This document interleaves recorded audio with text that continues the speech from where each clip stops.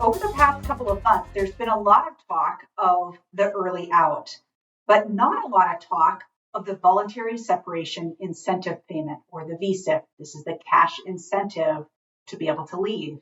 And so we're starting to get a number of questions from federal employees wondering if that's part of what's coming next in the RIF process. So if you've heard about VSIP and you're wondering, is this going to be something my agency is going to be providing? Although I might not have the answer to that particular question, I can tell you how the VSIP works so that you know once you receive that news from your agency. Hi, I'm Kowalik, the founder of ProFeds. Welcome to the Fed Impact podcast, where we offer candid insights on your federal retirement. So this video series is helping feds to be able to pick and choose the videos that apply to them. So I hope that you'll poke around and see exactly what it is that you need to know with respect to the reduction in force. All right, so let's talk about the VSIP.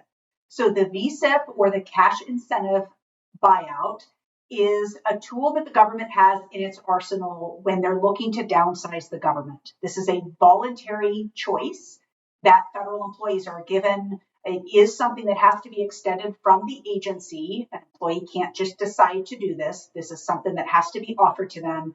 And oftentimes, the VSIP, this cash payment, is offered in conjunction with an early out.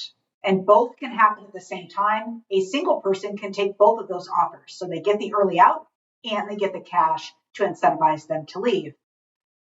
But in other cases, the VSIP and the VERA will be offered independently of one another.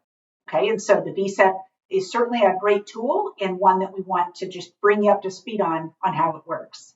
So to be eligible for the VSIP, in good government fashion, there's a whole long list of eligibility and people who are specifically not eligible. But let me tell you the top two. If you are under an appointment without a time limit and you had at least 3 years in the executive branch, you likely qualify for a VSIP.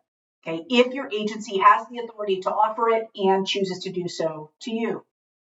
If you are curious about all the other details with respect to eligibility for a VSIP, you can see the link right in the show notes where we go right to the horse's mouth with respect to OPM to show you that eligibility. So we'll give you some instructions on how to get to the show notes here shortly.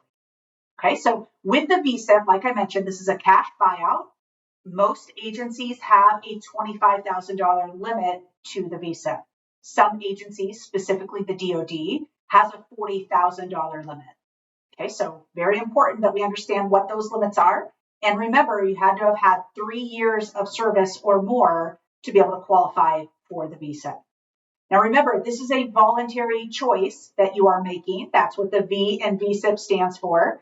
This will be a lump sum payment, and it is going to be taxed. So I don't want you to be surprised when you get your money and you realize that federal income tax, your state income tax, if you happen to be in a state that has that. I do also want to remind you, if you get the VSIP, if you take that voluntary cash incentive, you will not have access to severance pay.